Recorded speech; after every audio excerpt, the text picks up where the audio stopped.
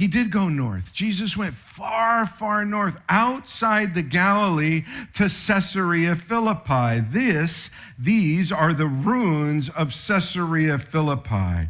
This is what Caesarea Philippi looked like what it looks like today. I'm sorry. This is what Caesarea Philippi looks like today. Notice the cave, and then notice all of the platforms going to the right of this large cave, which is in a huge rock. Now, ask yourself, why did Jesus take his disciples so far north? This is maybe, I'm going to guess, 35 miles north of the Sea of Galilee, at least 30 as a straight shot walk.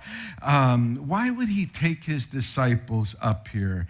I'll tell you why. I'm going to overlay a picture on top of this picture of what Caesarea Philippi looked like when Jesus took his disciples there. You ready? Okay. This is what it looked like when Jesus was there. Let's go back and forth. That's what it looks like today. Jesus' day, our day.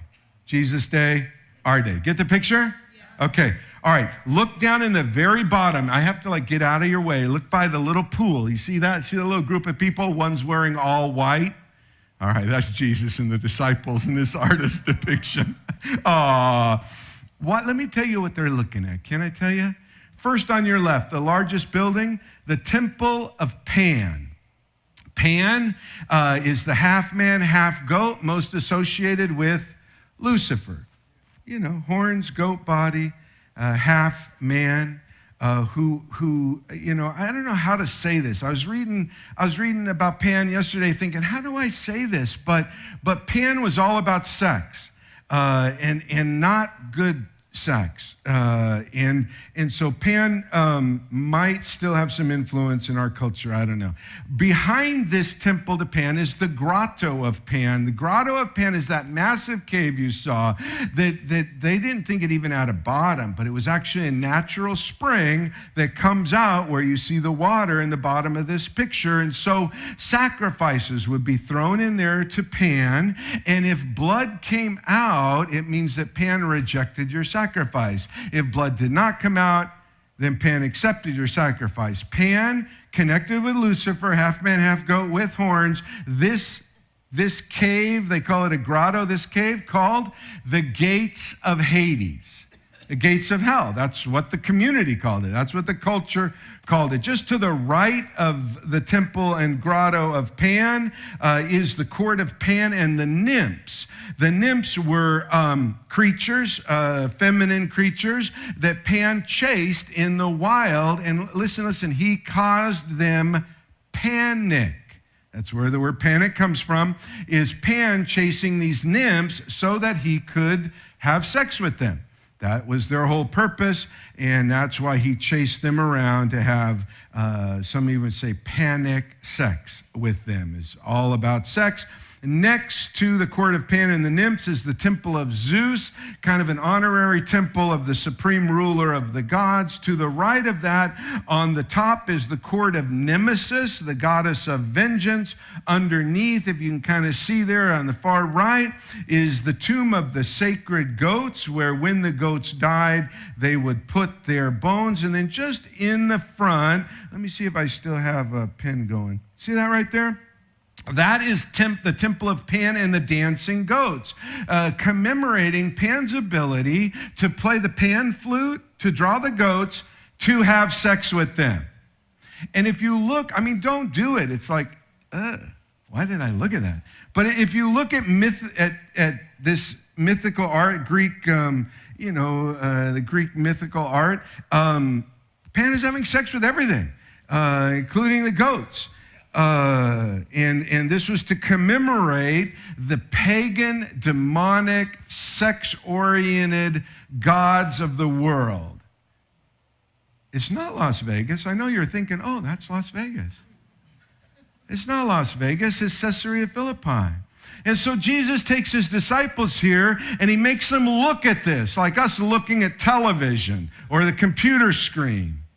And then what does he say to them? Matthew 16, verse 13, when Jesus came to the region of Caesarea Philippi, he asked his disciples, who do people say the Son of Man is?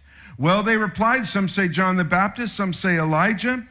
And others say Jeremiah or one of the other prophets. And he asked him, but who do you say that I am? And he has them looking at what the world worships, all of which is connected to sex. And he says, who do you say that I am? And in Matthew 16:16, we read, Simon Peter answered, you are the Messiah, the Son of the living God. And Peter gets it right. And we all say, yay, Peter, way to go. That's really, really good. But Jesus, the point is, Jesus takes them here to compare what the world worships to what they're going to worship. You see the difference? All right, one more point is Caesarea Philippi. I'm back to a picture I think I just blew through a second ago. You see the cave and the rocks. Look at two things. When I say there's a rock in the picture, it's not Peter, all right? It's a big rock. Do you see it? There's a massive rock foundation and a cave called the Gates of Hell in the rock. Are you with me? All right, one more picture to give you kind of a focus on the rock, and let me finish Matthew 16 very quickly.